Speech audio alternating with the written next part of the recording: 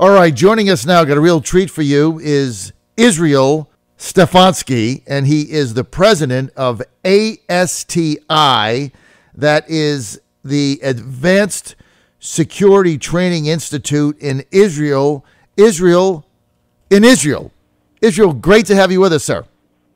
Good morning. Great to be with you. Thank you so much. I know your time is short. We really appreciate it. I want to thank Martha Bonetta for hooking us up, and understand that she hosted a big event last night. Yes, correct. It was a great event with a lot of important guests from the administration and from Israel. And as America stands together with the president and Israel, so it was a wonderful event to see both nations get together. Well, whenever Martha Bonetta is hosting an event, you know, two things. It's going to be first class. There's going to be a lot of VIPs there, and it's going to be a lot of fun, right? That's her reputation. So I'm glad you had a chance to do that. She's a great lady. Yisroel, tell us about ASTI, Advanced Security Training Institute. What is it? It's an academic program that helps train American first responders, and that's from hospital administrators, doctors, firemen, law enforcement, that's cops, that's bomb squad, intelligence, and policymakers, all about how to deal with disasters and how to respond to them. So in Israel, since the establishment of the state, we've been facing with terrorism. So we happen to have, I would say, the most experience in how to fight it and how to deal with it. And I say, let's not wait for something to happen here in America. Let's learn from the experience that Israel has so we can better protect the community in America. You're right, Yisroel. And, you know, it's hard for people in the U.S. to imagine what a regular Israeli citizens live with every day. The fact that you really never know if a rocket is going to come over, if a Molotov cocktail is going to come floating over on a drone or, shot up in the sky. You just don't ever know. I mean, you constantly live in fear of something happening, right? Correct. Yeah, and that's the resilience. We got to just keep on living. And when you hear like the last 24 hours when we had rockets coming over nonstop, and that's part of the resilience, and that's the area we live in, and we have to deal with it. So we can't just be as victims. We just got to fight it and keep our heads up and move on.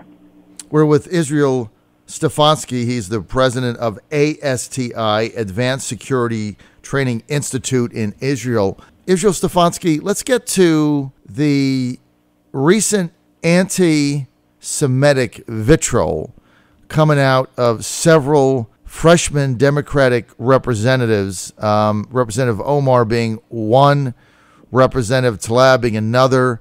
And this has gone unpunished, really. The Democratic caucus, these are both Dems, not really wanting an apology. I mean, they passed something that was sweeping that really didn't have anything to do with what they said, although that was the start of it.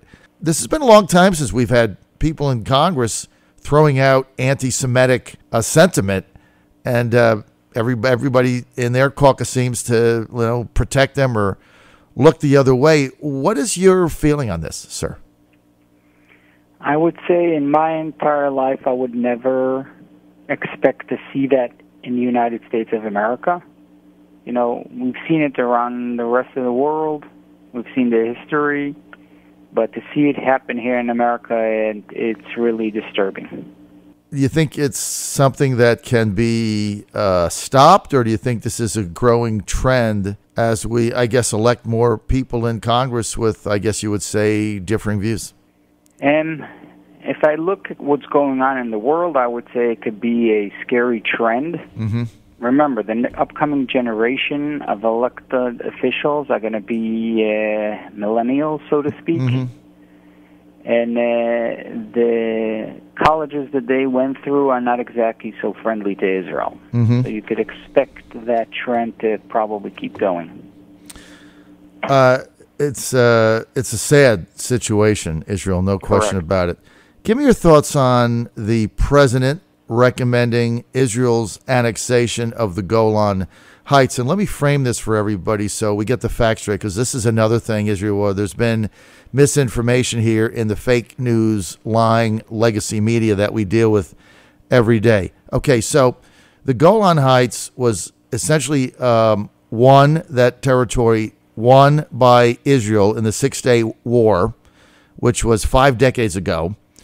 And there's only 50,000 people that live there, 50,000 Syrian people. It's on the Syrian-Israel border. It's strategically important to Israel because it's the high ground. So it has military significance. 50,000 Syrians live there. Effectively for 50 years, since 1967, the Six-Day War, 2/3 of the Golan Heights has effectively been under consistent Israeli government control. So the fact that the president said, let's just make this official and give and recognize this territory as part of Israel, to me, when he said that, I looked at it as a student of history, understanding that war as a formality. Only 50,000 people live there that are not Israelis. They've been controlling it for 5 decades. So it's not anything new. Their military installations are there. So all the president did was just make formal something that is in reality de facto. Israel has been in control of the Golan Heights. So, and I understand the reaction from Erdogan and everybody else. I mean, they have their own constituencies. They have to blast it. But what here in this story am I missing, sir? 2 things. One, the Golan Heights historically belongs to Israel, biblically, belongs to Israel. Second of all, yes, we wanted a war. As we say, war has consequences, and Israel holds on to it, A, for the high ground and for the protection of Israel, and we will never give it back. And that's the sentiment that was in Israel all the years when we thought there's going to be peace with Syria, we'll give it back. We never developed the Golan Heights. And now, for sure, even for sure in the 80s when Israel called it part of Israel, but they still did not do anything too much because maybe one day there's going to be a peace agreement. But what's going on in Syria in the last 10 years, there'll never be a peace agreement with Syria. There's no really a Syrian government to deal with in the first place. And this is Israel, and I think all across Israel, everybody's excited for it. Well, look, so again, great achievement from the president. You're right. We're with Yisroel Stefansky. He's the president of ASTI in Israel. That's the Advanced Security Training Institute in Israel. And Yisroel Stefansky, you're right, because this is biblically should be a part of Israel.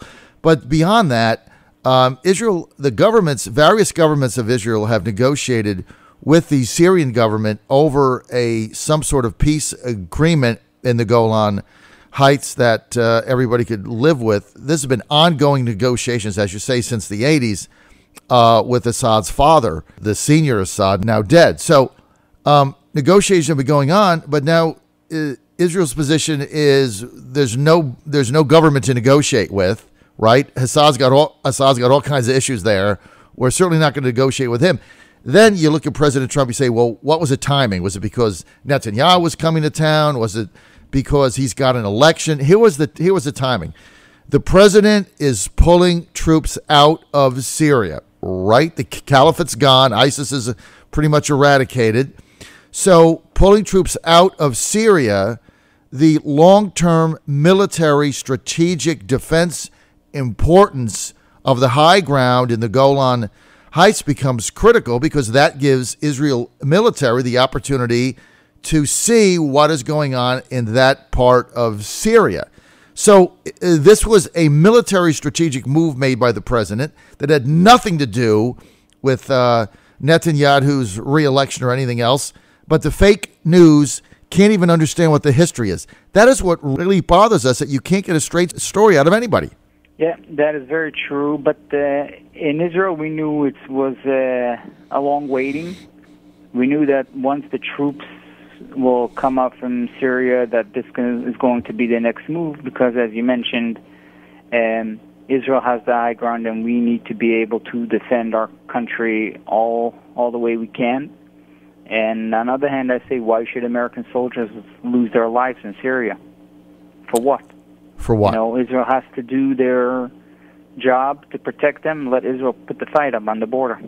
That's exactly it. So it was the right move to do. It has nothing to do with the elections in Israel in 2 weeks.